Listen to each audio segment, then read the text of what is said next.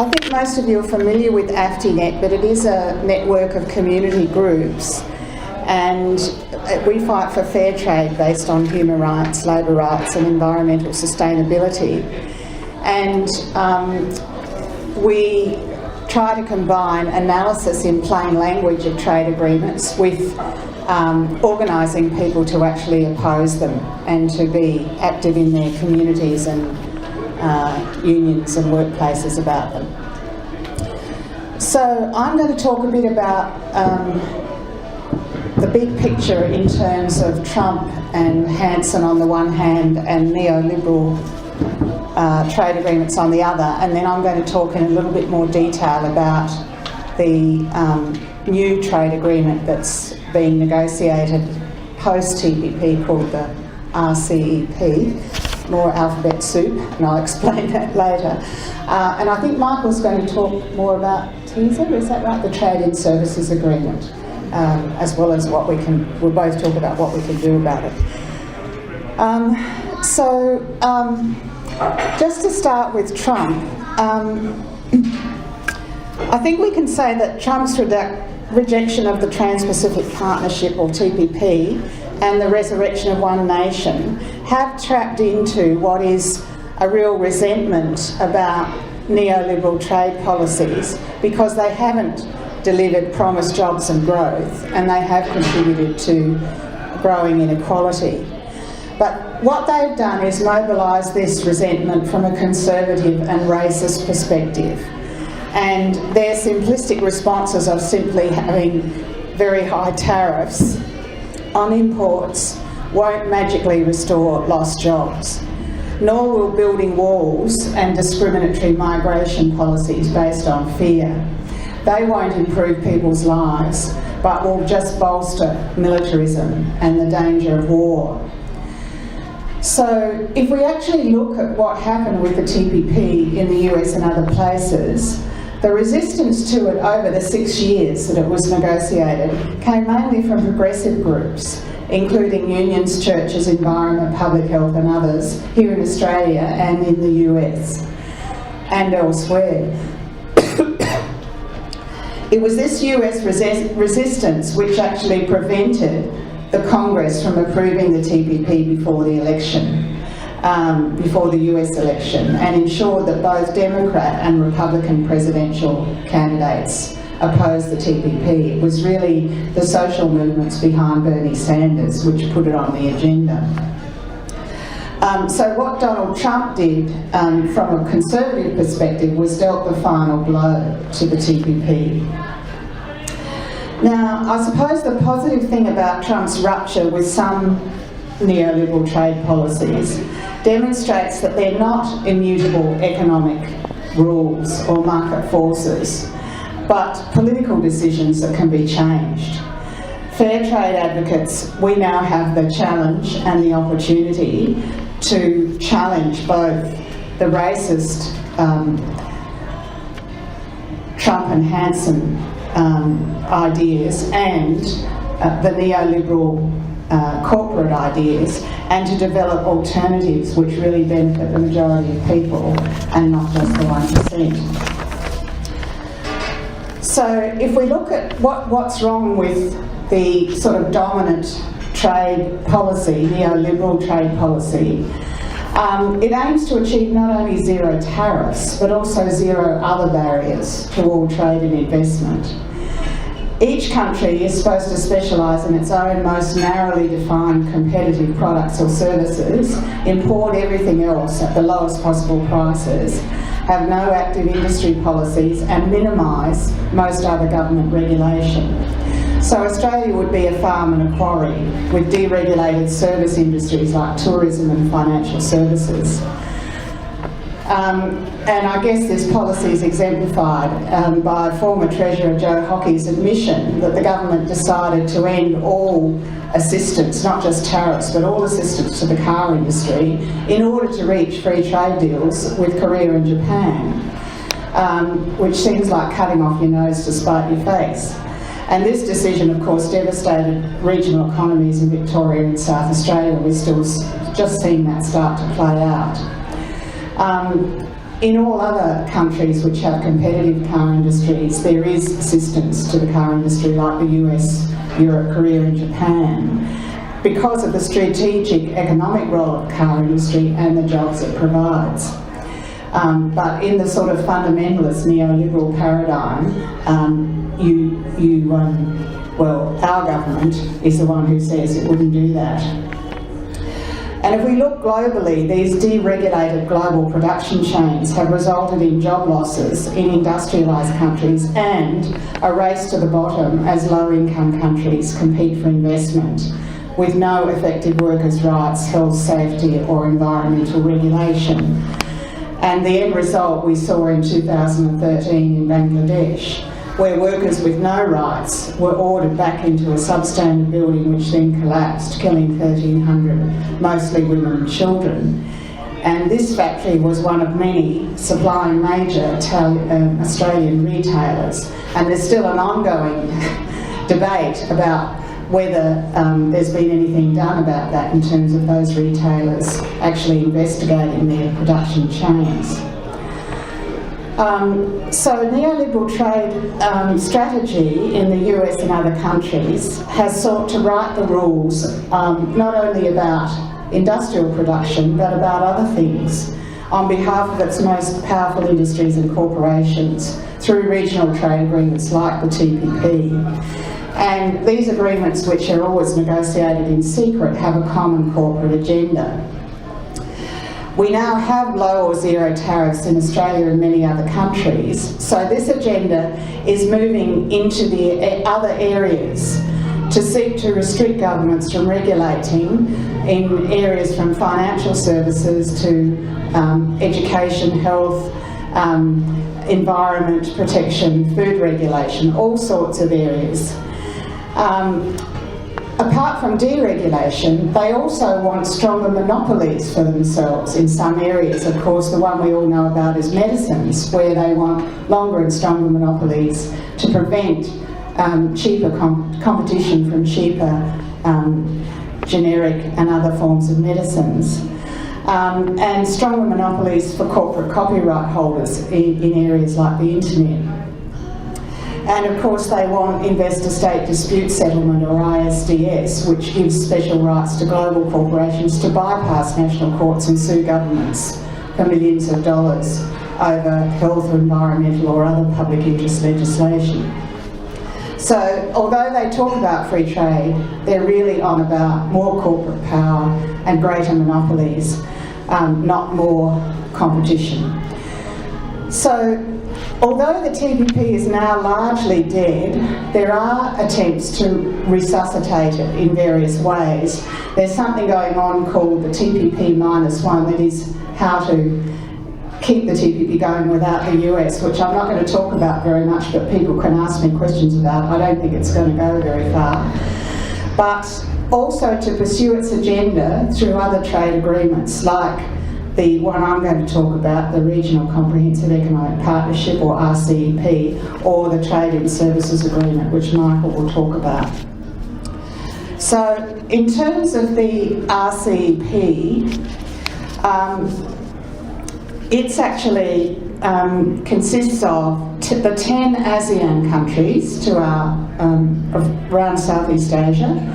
So it's countries like Indonesia, Thailand, the other Southeast Asian countries, plus India, China, Japan, South Korea, Australia and New Zealand. So it's actually a regional agreement in Asia, whereas the TPP was an attempt to bring together the US, Mexico, Canada, Peru and Chile from the Americas with a select group of countries from Asia. So they are two different groups of countries. And that's important to remember when we try to analyse what the RCEP is about. So it's 16 countries. It has these really big ones like China, India, and so on.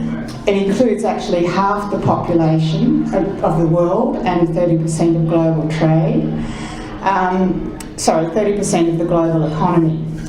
Half of these are low-income or least developed countries, so again that makes it different from the TPP. and 7 of them are in the TPP, mostly the richer ones like Japan, Australia, New Zealand, and some of the ASEAN, better off ASEAN countries like Brunei, Malaysia. Vietnam's probably the only one that's one of the poorer countries that was in the TPP. There have been 17 rounds of secret negotiations since 2012, and very close relationship with business. So business groups have been presenting their views to negotiators at every round of negotiations, but civil society have, after a lot of pressuring, we've only been invited to the last 4 rounds to actually present any views to the negotiators. We don't have access to the negotiating documents, but there's some leaked documents, and they're aiming to finish by the end of 2017, but they could probably spill over into next year. And like all trade agreements, we won't see the text until after it's signed and can't be changed. Parliament only votes on the implementing legislation, not the whole agreement.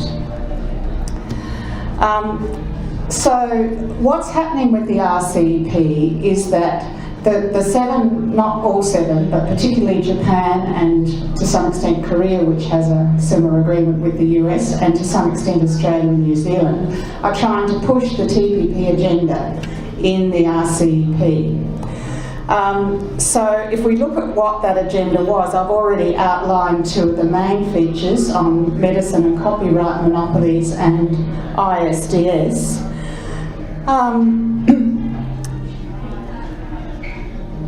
It also contained big restrictions on government regulation of services, state-owned enterprises, food labelling and many other areas. So it attempted to rein in what governments could do in the future in these areas of regulation. And it also had provisions for greater number of temporary migrant workers who are vulnerable to exploitation.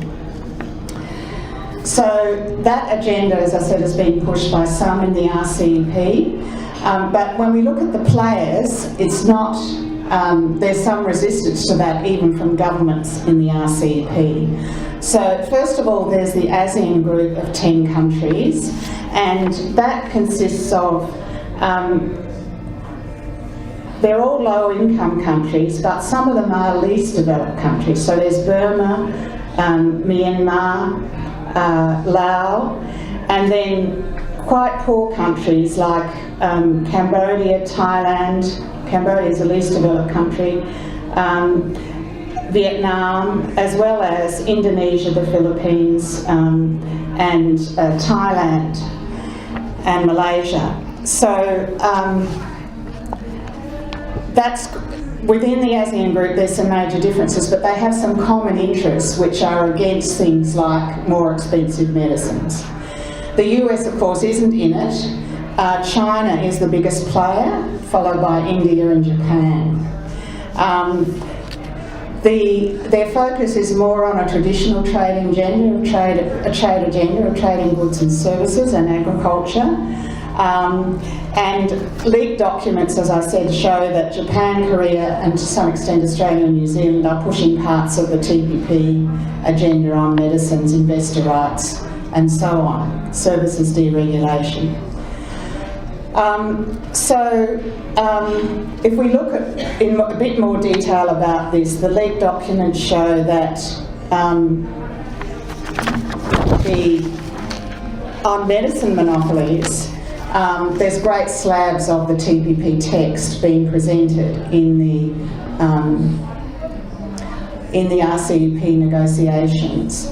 And we have to remember that pharmaceutical corporations already have 20 years of patent monopolies before cheaper medicines become available. So in the RCEP text that's been presented based on the TPP, there's all sorts of proposals for extending those monopolies, patent term extension, evergreening of patents for slight changes in the forms of medicines, data protection to allow extra monopoly of at least 5 years, and even reduction of the flexibilities that least developed countries currently have under the WTO the WTO, the World Trade Organization, recognises that least developed countries shouldn't have to bear the burden of 20-year patents, so they can get exemptions from those. And there is an attempt to rein in those exemptions in the RCEP. So all of these add up to delaying the availability of cheaper medicines, and that's very bad for Australia. It would lock us in to a bad patent regime, but for these developing countries it's a matter of life or death, and that's why there's some resistance from countries like India, which is one of the major producers of generic medicines in the world, and to some extent China, which also produces generic medicines. There's also the proposals for foreign investors to be able to sue governments, and I won't are most of you familiar with ISDS? So I won't go in now. Basically this is about saying that through a trade agreement, a foreign investor has a special right to bypass the national court system and sue governments for millions of dollars if their investments are harmed by a change in law or policy. So they're claiming compensation for harm to their investment. Now, the previous ALP government had a policy against ISDS, and even the Howard Coalition government didn't agree to it in the US-Australia Free Trade Agreement. But our current government has agreed to it in the TPP and other agreements. Now, it's a very unfair legal framework. These international tribunals are not made up of independent judges, but of people who are practicing investment lawyers, so they can represent a company 1 month and then sit on a tribunal the next.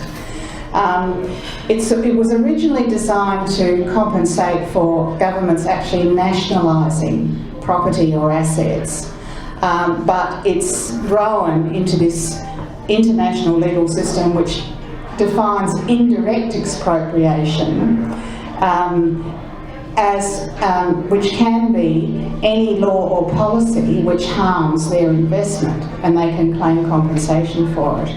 And they're also meant to be accorded fair and equitable treatment, which again has expanded in its legal meaning. Now, these are concepts which don't exist in national law. And there's no precedents or appeals, so it's not like a national court system. There's no consistency of decisions. And although they claim that they have safeguards for public interest law, these sorts of safeguards hasn't prevented cases against health, environmental and labour laws. So, who's heard of the Philip Morris tobacco case against Australia? A few people, most people. So I won't get into that too much, but just to say that Philip Morris couldn't sue Australia under the US Free Trade Agreement because it wasn't included in that agreement. John Howard didn't agree to it. So they went and found a Hong Kong investment agreement which had this provision, shifted some assets to Hong Kong, said we're now a Hong Kong company, and sued the Australian government. Now, they were claiming billions of dollars in compensation for the plain packaging legislation which was passed in 2011. Now, they ended up, it took the tribunal 5 years, nearly 5 years, and millions of dollars, we know for sure at least $50 million in legal fees, to decide that Philip Morris wasn't a Hong Kong company. So you can see, so Australia won the case on the jurisdiction issue, but you can see that even if you win, you have to spend 5 years and tens of millions of dollars defending the case. And in the meantime, several other countries like New Zealand and the UK didn't pass plain packaging legislation because they were waiting for the result of the case. And there's a lot of other cases which are examples of governments being sued for legislation or decisions which were taken at local, state and national government level. So there's been a case taken by Eli Lilly, a pharmaceutical company, against a Canadian court decision denying them a patent.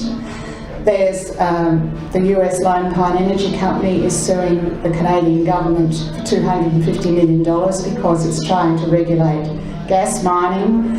the French Veolia company is suing Egypt over a rise in the minimum wage as part of a dispute about a local government contract. And there's also an example of a dispute over privatisation. So a Mexican transport company is threatening to sue the Portuguese government because they changed their minds about privatising part of Lisbon's public transport network. So you can see that this threatens legislation or court decisions at all levels of government, and it can have a freezing effect on what other governments do. So in terms of both medicine monopolies and ISDS, these proposals, if they go ahead in the RCEP, would really undermine human rights. And a lot of public health groups like Doctors Without Borders and other public health groups here in Australia, the Public Health Association, are saying that we must fight against and get governments to reject the proposals about stronger medicine monopolies, and also the proposals about investors being able to sue governments.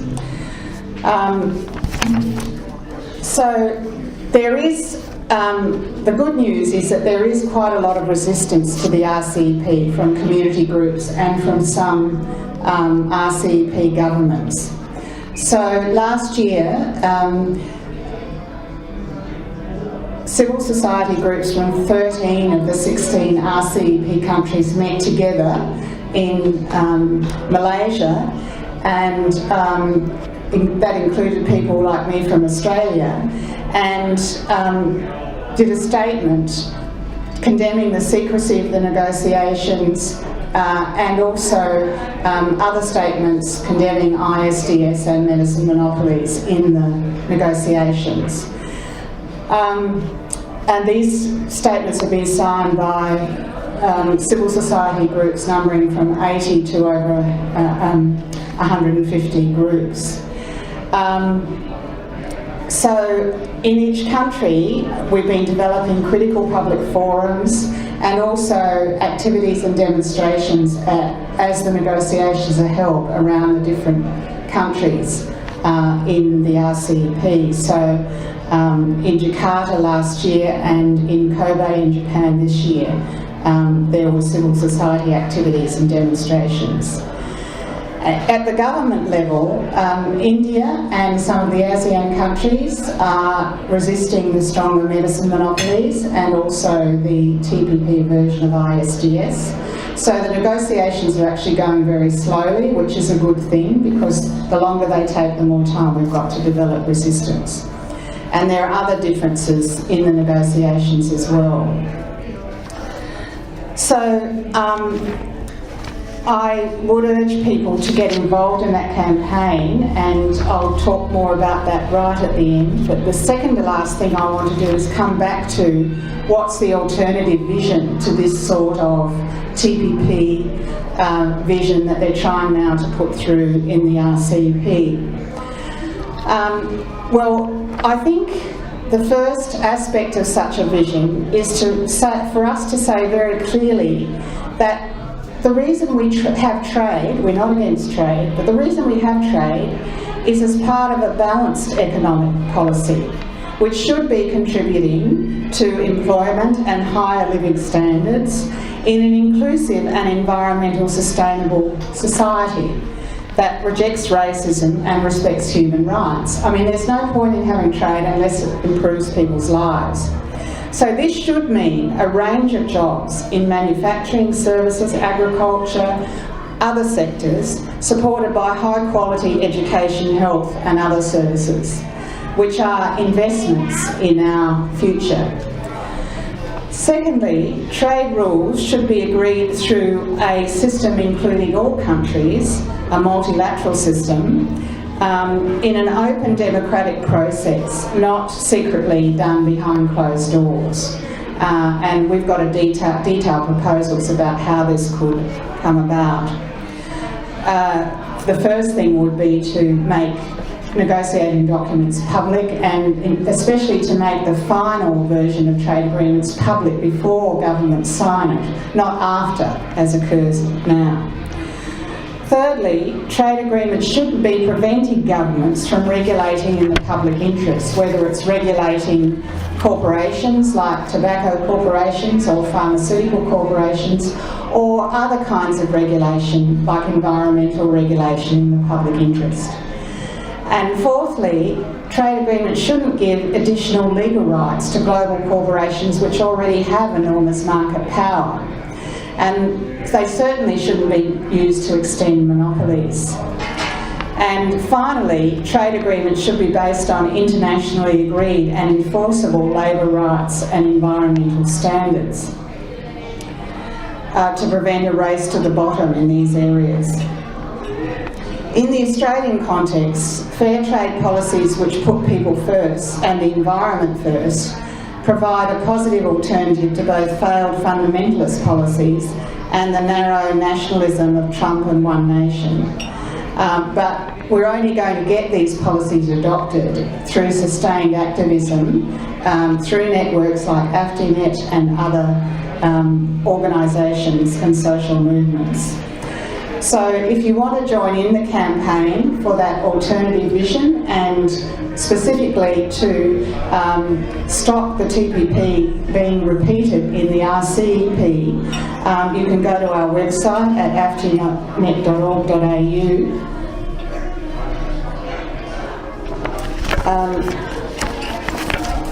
I've also got leaflets here, and you're welcome to take a bundle with you about explaining what the RCEP is, and with our contact details on the back. If you'd like to join our network, I've got membership forms, and on Tuesday the 16th of May we're having a dinner for trade justice to raise funds for our network.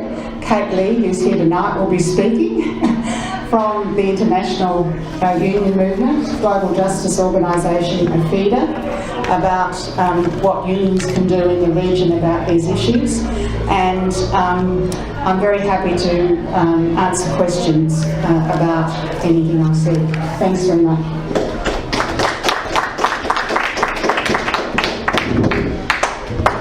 Thank you very much, Pat. I'd now like to invite Michael Waits to the microphone. Yes.